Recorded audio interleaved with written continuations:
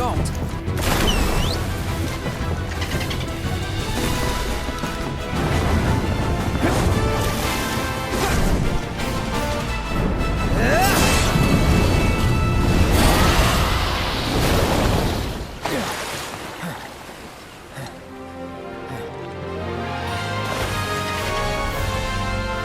One of those really special moments in Final Fantasy VII Remake was when you simply looked up.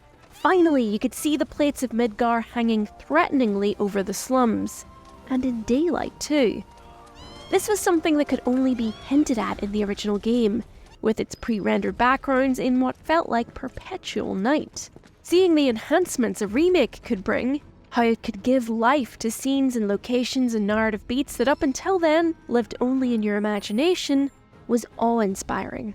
When Eurogamer's Ed Nightingale finally got to go hands-on with Final Fantasy VII Rebirth recently, he had a similar experience to that first time he looked up in Remake. So here are his thoughts, which you can also read on the Eurogamer site. This time though, instead of looking up, the moment was getting to walk through its open world. The vague polygonal blobs of blues and greens of the original overworld map that just kind of suggested places are gone. Instead, it's an actual explorable open world, an industrial wasteland covered in garbage and what looks an awful lot like toxic waste. The planet, as Avalanche tried to tell us, has been abused. Some wildlife does remain if you know where to look though. We spotted a pack of cute bunnies bouncing through the metal-laced undergrowth. Report that it is capable of catching prey with lightning swiftness. By studying predators' hunting habits, perhaps we... So all of this is Junon? Above the wasteland we found ourselves in was the imposing military city of Junon, easily recognized by Final Fantasy VII fans by its enormous central cannon, casting a shadow over the inhabitants living in squalor below. Though not quite as iconic as Midgar, this reimagined and expanded Junon still gives a sense of how vast and expansive Rebirth looks set to be. Rebirth, of course, both looks and plays very similarly to Remake, but it's been supercharged. It's faster, it's flashier, it's more exciting. It offers best-in-class visuals, sound and cinematography. In its best moments, it feels like playing through a movie. Advent Children, but you're mostly in control. Much of this is to be expected after the success of Remake. After all, it already pushed the boundaries of what the original game, and the notion of a remake, could be, in more ways than one. More of the same is certainly not a bad thing, and now there's also a handful of enhancements to raise the bar once again. Yet what undoubtedly intrigues, interests, yet maybe even slightly worries us the most about Rebirth are the story changes and consequences brought about by the end of Remake. Something we'll have to wait until the full release of Rebirth to fully understand.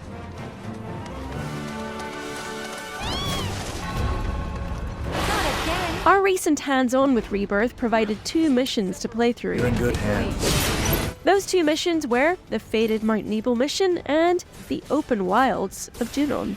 The first was a straightforward linear quest typical of Remake. It's based on a flashback from the original game, which was also playable, that occurs at a similar point in the story shortly after the party leaves Midgar.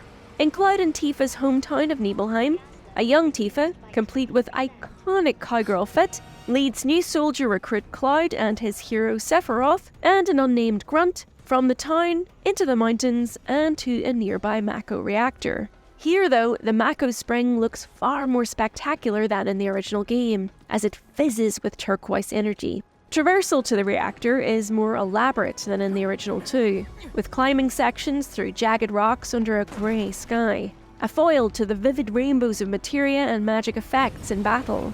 It also builds towards a boss fight against a Materia Guardian, the Materia Keeper from the original game, a sort of bat-slash-beetle-like demon that flies over the party. What truly made this section special though, is that for the very first time, Sephiroth is playable. In the original, he did appear in Cloud's party at this point in the game, but his moves were handled by AI. Here, he's decked out with a full suite of materia, his iconic Masamune sword, and just like in the original game, he is levels higher than Cloud. Though, here, not by quite as much. His attacks alternate between a powerful pierce and a sword dance combo, with his Hell's Gate ability acting like a dragoon's leaping downward thrust. Plus, he's got his Octo-Slash limit break. At this point in the story, Sephiroth is Cloud's hero and a bit of a folk legend, so it makes sense he'd be so strong. As in the original flashback mission, Sephiroth is so utterly overpowered, it kind of trivializes the whole mission and makes Cloud feel a little bit excess to requirements. And rightfully so. Done.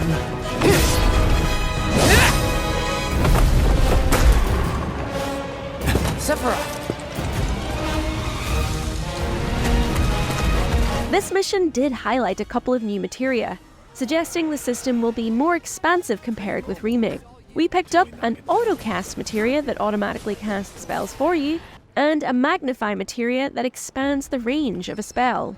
As with the original game, these can be paired with spell materia for new effects. We also grabbed a brand new 2-in-1 lightning and wind materia, which casts both spells at once, further streamlining our collection.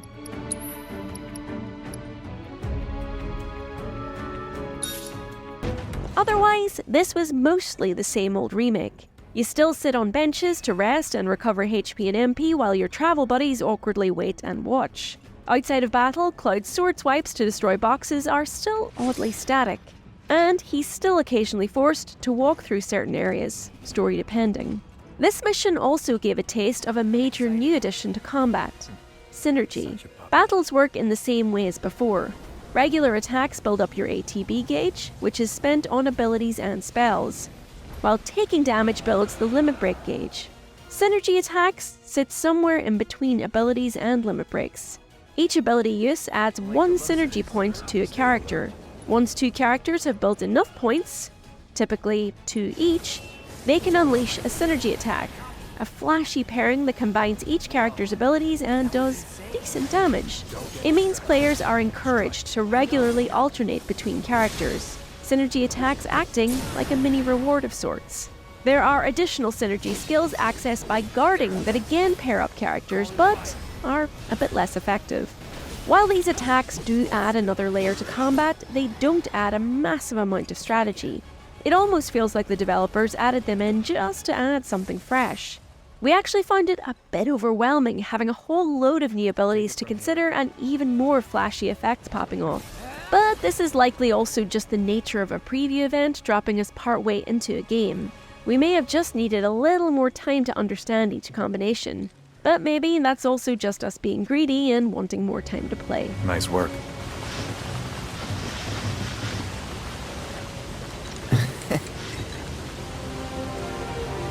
Come on. The synergy attacks in the flashback mission were obviously only between Cloud and Sephiroth, but the next mission we played, set outside Junon, showed off more. Here in our party was Cloud, Aerith, Tifa, Barret, and Red XIII, with striking and extravagant synergy attacks between all combinations. Firework Blade, for instance, was between Aerith and Cloud, a shimmering barrage of magical sword swipes. Planetary Roar was between Aerith and Red XIII, where she tickles his chin before they unleash magical explosions. Divine Punishment is the attack between Aerith and Tifa that you may have caught in a previous trailer. For the most part, regular open-world enemies are dispatched way too quickly to build up the points necessary to unleash synergy attacks. So these moves will be most useful during longer encounters and major boss battles. The Junon mission was all about showing off the game's open world, albeit a small section of it.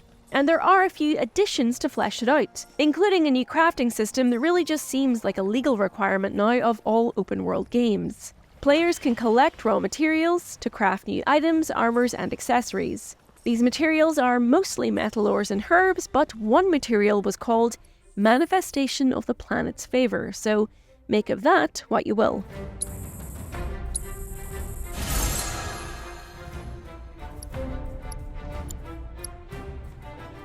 Chocobo are important for traversal too, of course, and come with a new reorchestrated theme. Riding them is obviously much faster than running on foot, but they're able to sniff out hidden treasure too as a bonus. That said, these particular Chocobos seemingly can't jump, meaning they frustratingly suddenly halt before any jagged environment. The recent PlayStation State of Play trailer showed Chocobo of other colours with flight and climbing abilities.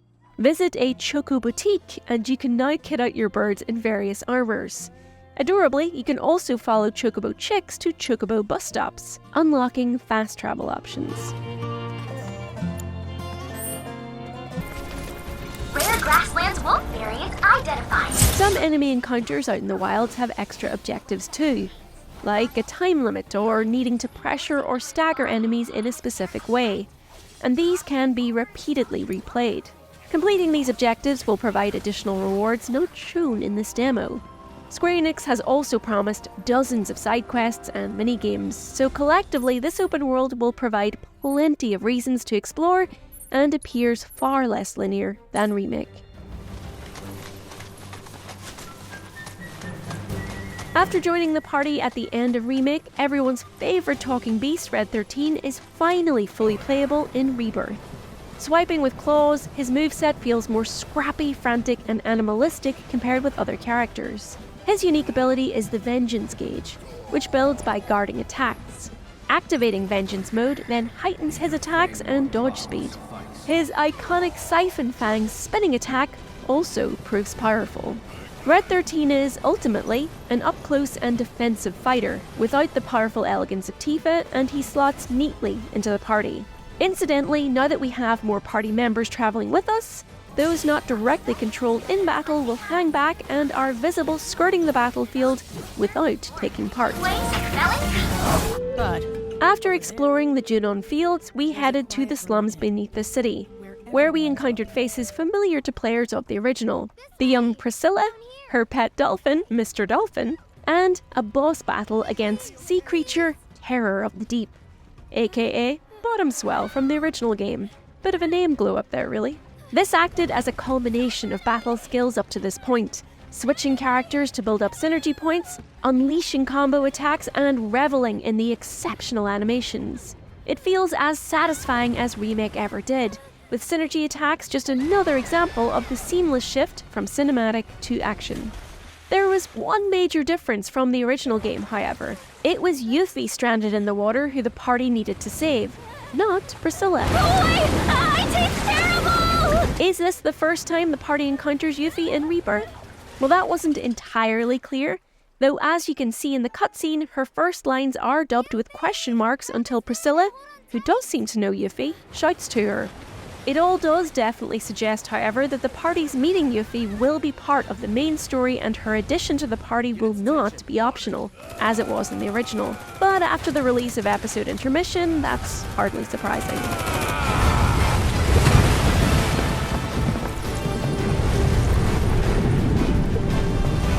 Rebirth has some changes then, both compared to the original and Remake.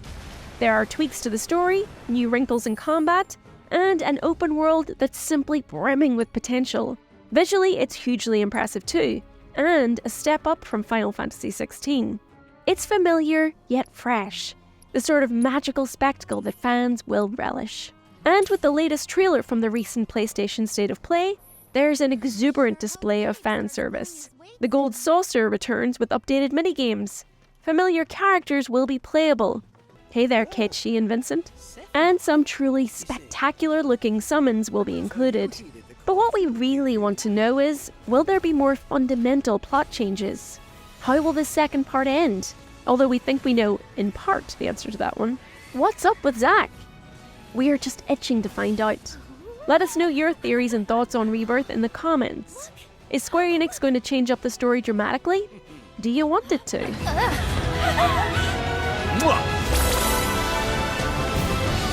How cute does Red XIII look riding a chocobo? We'll have loads more videos on Rebirth, so make sure and subscribe if you haven't already. The countdown to seeing Red dressed up in a Junon sailor suit starts here. Bye!